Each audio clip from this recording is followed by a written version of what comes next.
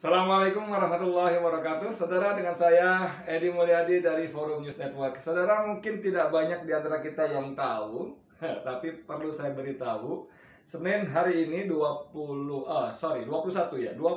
Juni pukul berapa tadi? Pukul 14.14 ya.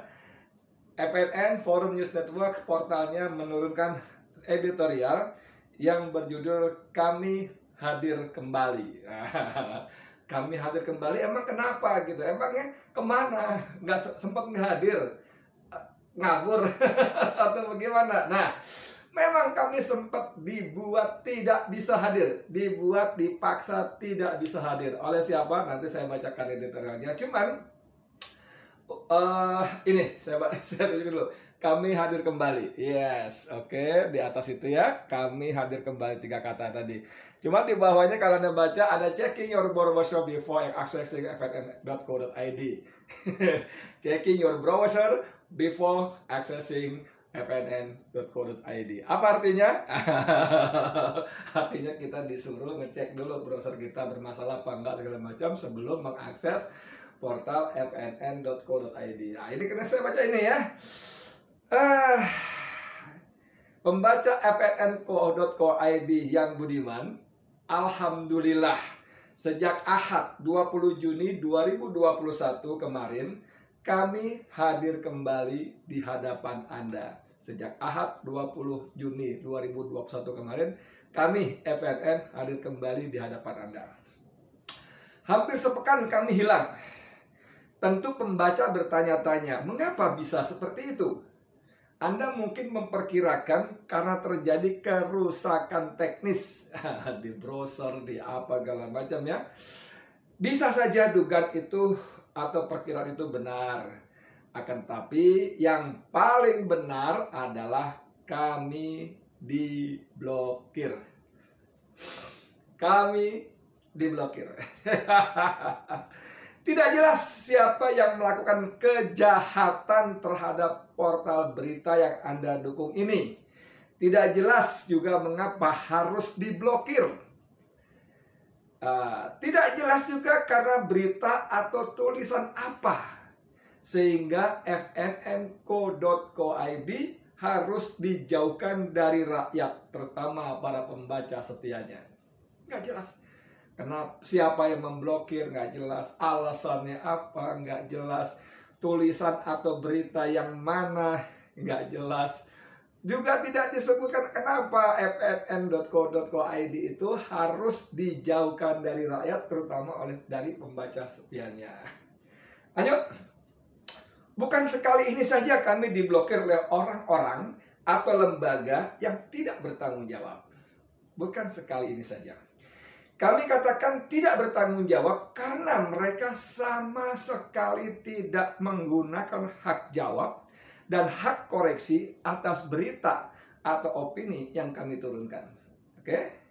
Padahal hak jawab itu diberikan kepada pihak yang merasa dirugikan oleh suatu pemberitaan. Sedangkan hak koreksi diberikan pada setiap orang.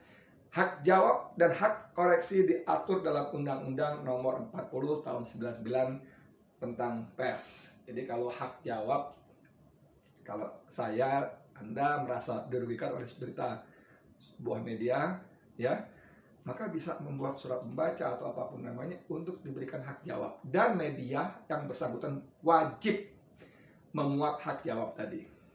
Kalau hak koreksi bisa saja berita apa yang diturunkan keliru, entah akurasi tanggal, waktu, atau apa segala macam. Maka siapa saja pembaca boleh memberikan hak koreksi. Ini keliru loh, yang betul begini. Dan media bersangkutan wajib memuat, tidak bisa tidak. Tidak boleh tidak. Andaikan hak jawab dan hak koreksi itu dilakukan oleh pihak yang merasa dirugikan, tentu kami wajib memuatnya. Sebab sebagai portal berita resmi yang berbadan hukum, kami pun harus tunduk dan patuh pada peraturan perundang-undangan yang berlaku. Tentu kami tidak mau dijewer oleh Dewan Pers jika tidak memuat hak jawab atau hak koreksi itu. Jadi Dewan Pers berwenang memberikan teguran kepada media yang tidak memuat hak jawab atau hak koreksi tersebut. Sangat disayangkan di era demokrasi, dalam kurung walau katanya mulai terkikis itu, dan di era kebebasan pers yang masih saja ada yang bertindak layaknya Departemen Penerangan atau DPEN di masa Orde Baru. DPEN ini bertugas mengeluarkan surat izin usaha penerbitan pers atau SIUP, SIUPP, surat izin usaha penerbitan pers, mengawasi dan jika perlu membredel atau menutup surat kabar, majalah, radio, dan televisi. Maklum, media online atau daring di masa itu belum ada. Anda tahu Departemen Penerangan dulu membredel editor, membredel Tempo. Ketika Tempo menurunkan berita soal kapal selam bekas dari Jerman, itu dibredel, ditutup. Itu kerjaan Departemen Penerangan, ya kan? Hanya saja nih bedanya. Dulu DPEN lebih jelas ketimbang DPEN yang sekarang. DPEN sekarang tanda kutip ya, Departemen Penerangan yang sekarang tanda kutip. DPEN di masa Orde Baru juga masih lebih santun ketimbang sekarang. Sebab sebelum SIUP dicabut, biasanya menteri atau direktur jenderalnya terlebih dahulu memberitahukan. Caranya dengan memanggil pemimpin redaksi atau penanggung jawab media yang akan dicabut izinnya. Nah, kantor DPEN juga jelas di Jalan Merdeka Barat, Jakarta Pusat, sekarang menjadi kantor Kementerian Komunikasi dan Informatika, Kominfo. Jadi kalau dulu DPEN-nya santun, ada yang tidak cocok dengan kemauan kekuasaan Orde Baru, menterinya atau dirjennya memberitahu, pemretnya atau penanggung jawabnya dipanggil, kalian begini, kalian bikin berita begitu, maka kalian kami cabut, kami bekukan, kami beredar. Dan orang yang dipanggil juga tahu mesti datang kemana, yaitu ke kantor DPEN di Jalan Merdeka Barat, Jakarta Pusat, depan Monas, berhadapan-hadapan itu ya, dekat-dekat sama Istana Merdeka. Kalau sekarang, sekarang kita lihat ya. Sekarang yang suka mengganggu portal berita itu tidak jelas, lembaganya juga tidak jelas, orangnya juga tidak jelas, walau sebenarnya secara kasat mata ada. Gak jelas siapa yang ganggu, orangnya nggak jelas, lembaganya nggak jelas. Tapi kita tahu itu ada, kasat mata ada, cuma kita nggak bisa menyebut dari mana, kan begitu kan. Dalam kasus pemblokiran fnn.co.id yang terakhir selama 1 pekan lebih kemarin, pemblokiran itu dilakukan atas nama PT Bina Insan Gnibul.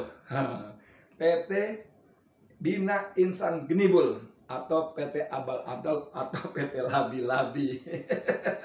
Dikatakan abal-abal atau labi-labi karena tidak jelas alamatnya, tidak jelas orangnya, tidak jelas lembaganya, malah lebih cenderung dikatakan PT Hantu Blau. Ini khas sekali istilah Sumatera ini, hantu blau. Parahnya lagi, jangankan peringatan, menggunakan hak jawab atau hak koreksi saja tidak dilakukan. Mengapa tidak menggunakan itu? Sebab jika hak jawab dan koreksi digunakan, semakin jelaslah perusahaan ini, ya kan? Mereka memang nggak menggunakan. Menulis surat, menulis email, telepon, kami protes, kami merasa dirugikan, kami mau memberikan hak jawab, atau kami berikan hak koreksi. Dan itu tidak dilakukan karena begitu mereka menghubungi kami akan bertanya, oke Pak, dari mana Bapak? Bagaimana menghubungi Bapak? Alamat mana? Akan kami muat. Kan harus jelas siapa makhluk itu, bukan PT Hantu Blau yang tadi, kan masalahnya begitu ya. Dalam kaitan dengan fnn.co.id, kami hadir dengan moto. Nah, ini moto kita, moto kami, FNN, mengawal tujuan bernegara. Keren ya? Keren gak ya? Iyalah, kita kan wartawan-wartawan yang tidak muda lagi, wartawan-wartawan guide yang punya jam terbang rata-rata lebih dari 25 tahun ya. FNN punya moto mengawal tujuan bernegara. Maknanya sangat jelas. Penyelenggara negara yang tidak becus melaksanakan tugasnya akan kami kritisi habis-habisan. Tentu didukung dengan data, fakta, dan angka. Ya, penyelenggara negara yang tidak becus. Tidak becus itu karena kapasitas dan kapabilitasnya nggak mampu, nggak nyampe, atau tidak becus karena kelakuannya banyak melakukan abuse of power, penyalahgunaan kekuasaan. Dengan kekuasaannya mereka melakukan KKN, korupsi, kolusi, nepotisme misalnya. Maka sudah menjadi tabiat dan karakter FNN, dan mestinya semua media massa yang lainnya, media yang lainnya menjadi watchdog, mengkritisi, mengawasi perilaku penyelenggara negara yang tidak benar, tentu tadi dengan fakta, data, dan angka. Ya, sebab kami adalah pers yang bertanggung jawab. Kami adalah media resmi yang berdiri berdasarkan badan hukum dan terdaftar di Dewan Pers. Kami bukan media sosial yang seringkali menyebar berita bohong atau hoax, fitnah, caci maki. Walaupun kami berada di barisan oposisi, tanda kutip ya, oposisinya, pantang bagi kami dan seluruh awaknya menyebarkan berita bohong, palsu, apalagi fitnah. Ya.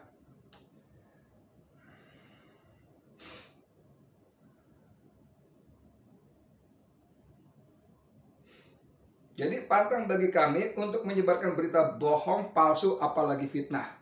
Ini FNN. Jadi saudara sekalian, kalau dalam sepekan terakhir teman-teman tidak bisa mengakses FNN, nggak bisa dibuka lama atau apapun namanya, itu bukan semata-mata karena kesalahan teknis belaka. Bukan. Itu karena ada yang ganggu, ada yang mengganggu, dan terakhir diblokir. Diblokir atas permintaan dari PT Abal-Abal Labi-Labi tadi. Karena tidak ada alamatnya, tidak ada pengurusnya, tidak jelas, maksud saya ya, ada tentu tapi tidak jelas. Nah, hal-hal seperti ini sebetulnya bukan pertama kami alami, ya, maksudnya bukan pertama FNN alami, bukan. FNN sudah berkali-kali mengalami hal seperti ini. Tapi biasanya cuma 1 hari, 2 hari, atau beberapa jam dari pagi sampai sore itu. Tapi kemarin full 1 pekan. Jadi mohon maaf bagi para pembaca setia yang terpaksa harus sementara sedikit terputus. Dan siapa? Kalau saudara bertanya siapa pelakunya, Edi? Ya siapa lagi yang bisa membuat kelakuan seperti ini kalau bukan kekuasaan? Pemblokiran itu hanya bisa dilakukan oleh para hacker, iya, ya kan? Mereka tanpa memiliki jabatan wewenang khusus publik segala macam mereka bisa. Tapi kalau pemblokiran semacam ini memang dilakukan oleh kekuasaan, baik langsung maupun tidak langsung. Inilah negara kita, konon katanya negara demokrasi, tapi tidak ada ruang untuk berbeda pendapat. Tidak ada ruang untuk memberikan kritik dan masukan serta saran. Walaupun, nah gitu kan, walaupun saran kritik itu kadang-kadang memang macam-macam tuh. Ada yang disampaikan dengan vulgar, ada yang santun, ada yang mohon maaf, kami mau menyampaikan kritik. Ada. Ada kan karakter bangsa Indonesia. Indonesia kan sebagian besar seperti itu. Nerimo, pasrah, kalau mau ya bahkan kritik pakai mohon maaf dulu, ya kan? Bahkan coba dalam obrolan dan diskusi juga sekarang, kalau boleh saya menyatakan pendapat. Lo menyatakan pendapat itu pakai nanya kalau boleh, kan gitu kan? Kalau boleh kami menyatakan pendapat, kalau boleh kami bertanya, kalau kok pakai kalau boleh gitu loh. Itu kan saking apanya, saking santunnya rakyat Indonesia. Tapi memang watak kekuasaan seperti itu, saudara. Watak kekuasaan seperti itu sehingga, aduh, bagaimana saya menyebutnya? Sehingga mereka anti kritik. Seolah-olah semua yang berbeda pendapat, berbeda pandangan dengan kekuasaan adalah musuh. Lalu dilabeli intoleran. Lalu diarahkan itu, kalau kelompok dari beragama Islam diarahkan radikul. Bahkan pada puncaknya ekstrim, teroris dan sebagainya. Dengan mudah penguasa memberikan stigma-stigma, stempel-stempel negatif kepada mereka yang tidak dikehendakinya. Dan kita berharap bahwa pemblokiran fnn.co.id kali ini adalah yang terakhir. Kami FNN, saya Edi Mulyadi sebagai bagian dari FNN ingin mengingatkan bahwa kekuasaan itu tidak langgeng. Kekuasaan itu ada batasnya. Ya, di editorial ini di penutup ada kalimat yang saya kira bagus sekali, yaitu begini kalimat bunyinya ya. Melalui forum editorial ini, forum rakyat atau editorial ini, kami menggugah kesadaran semua pihak atas pentingnya menggunakan hak jawab dan hak koreksi. Sebab jika cara-cara main blokir yang dilakukan tentu tidak sehat di alam demokrasi dan kebebasan pers yang kita perjuangkan dan kita bangun. Nah, jika masih saja cara-cara kuno yang dilakukan, cara-cara kuno ya, pemblokiran, pemberedelan, karena ingin membela rezim yang berkuasa. Kalau cara-cara kuno masih dilakukan karena ingin membela rezim yang berkuasa, ingatlah, roda pasti berputar. Roda pasti berputar, kadang di atas, kadang di bawah, kadang berkuasa, kadang tahulah ya. Rezim bisa setiap waktu. Rezim bisa setiap waktu, baik konstitusional maupun tidak, pasti berganti. Rezim bisa setiap waktu, setiap saat karena alasan-alasan konstitusional, misalnya habis masa jabatan atau sebab-sebab lain. Ini penulis editorialnya sangat santun dan sopan, dia tidak tulis apa yang dimaksud sebab-sebab lain itu ya. Pasti akan berganti.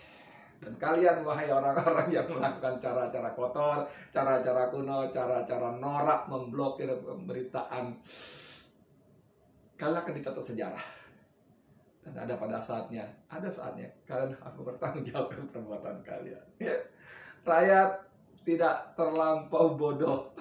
Walaupun rakyat Indonesia pada umumnya pemaaf dan gampang melupakan, tapi ini menjadi catatan buruk bagi rezim yang berkuasa melakukan pemblokiran secara sepihak dan sama sekali tidak bertanggung jawab. Berhentilah berlaku demikian. Saya Edi Mulyadi untuk FNN. Assalamualaikum warahmatullahi wabarakatuh.